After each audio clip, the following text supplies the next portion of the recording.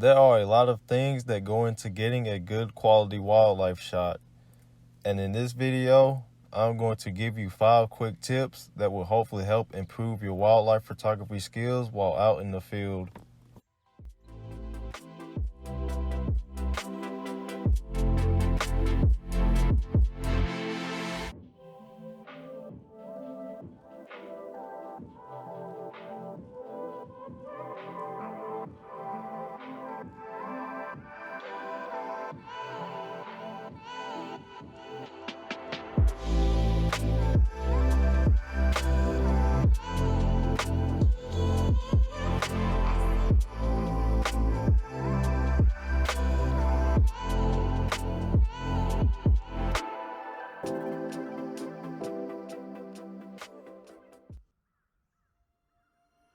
Tip number 1 is to have a good understanding of the 3 main camera settings and also getting to know your camera and lens setup. Get to know what your camera and lens can deliver and how much. It's the small, short-lived moments that are crucial to capturing an action-packed scene. Therefore, getting familiar with your setup will help you out a lot. And the same applies with your camera settings.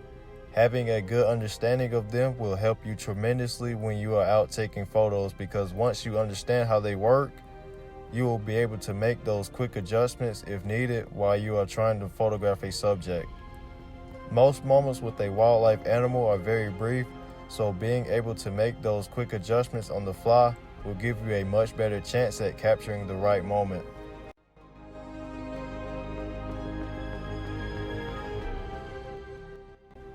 And that brings me to my next tip.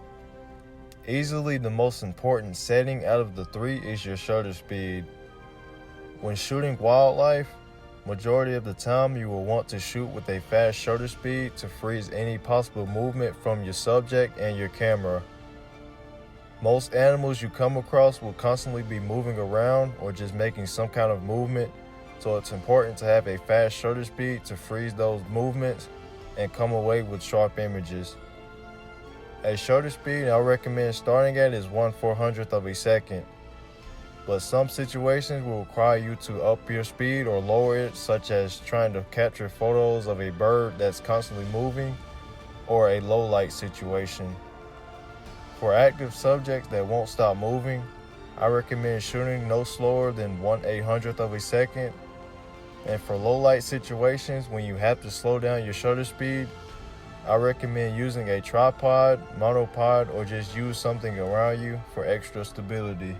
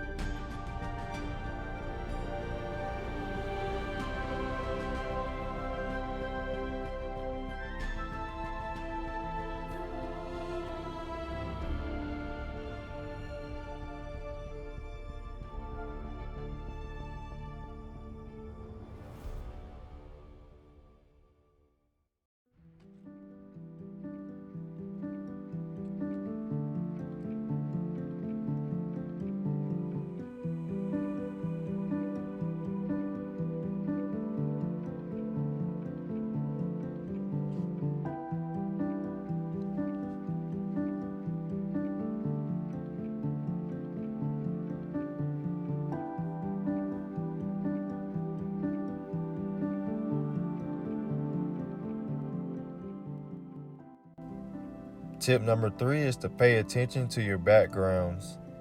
The ideal background is one that is clean with no distracting elements. The easiest way to achieve a clean background is to move closer to your subject, because the closer you are, the better background separation you will have in your photo. But it's not always as simple as that.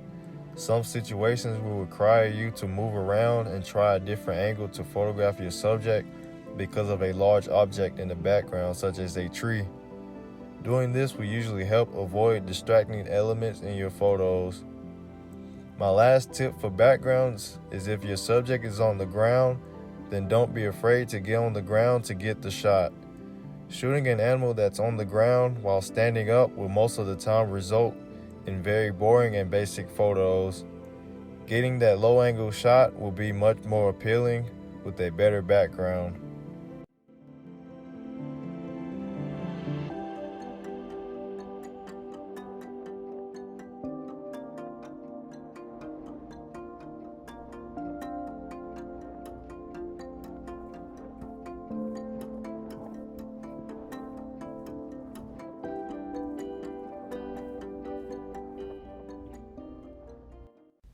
Tip number 4 is to always be ready.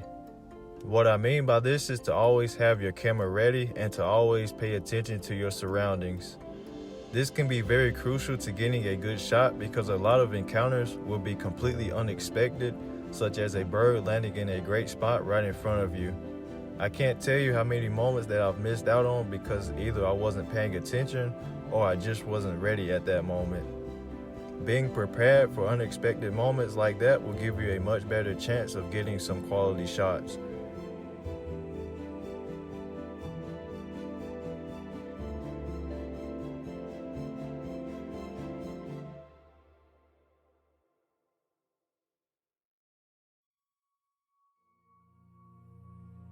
Like this moment I had here. As I was walking, I heard a noise coming from the water, and when I looked, it was a pair of river otters. They were moving the whole time, going back underwater and then coming up only for a few seconds. So my goal was to get ahead of them and position myself in a spot and hope that they peek out of the water close to where I'm positioned. Luckily, they peeked out of the water right where I'd hoped, and I was able to get some shots that I liked.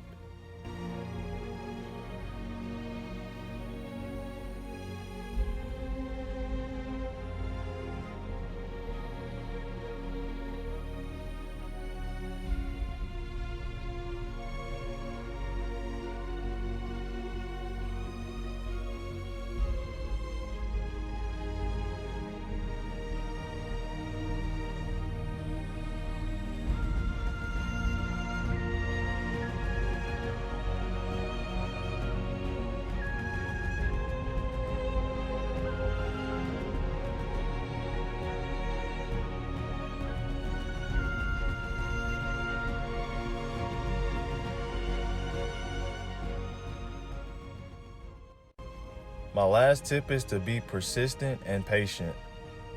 Wildlife photography is like no other genre. We have almost no control over what happens in front of the lens, no control over the lighting, and whatever position your subject is in, you will have to just deal with it. We have to take what we are given at the exact moment we are given or lose the opportunity forever. And for that reason, most encounters you come across will result in failures or just not the shot you hoped for. And after many failed attempts, you may start to lose motivation to go outside, but just realize that every day isn't going to go your way. There will be good days and bad days, and the more time you put into your photography, you will improve and realize the importance of patience and persistence. Overall, these are just 5 quick tips, but there are many more that go into getting good wildlife shots, which I will discuss in future videos. But I hope this video was helpful for you, and if it was, then consider leaving a like and subscribing for more content like this. I'll catch y'all in the next one.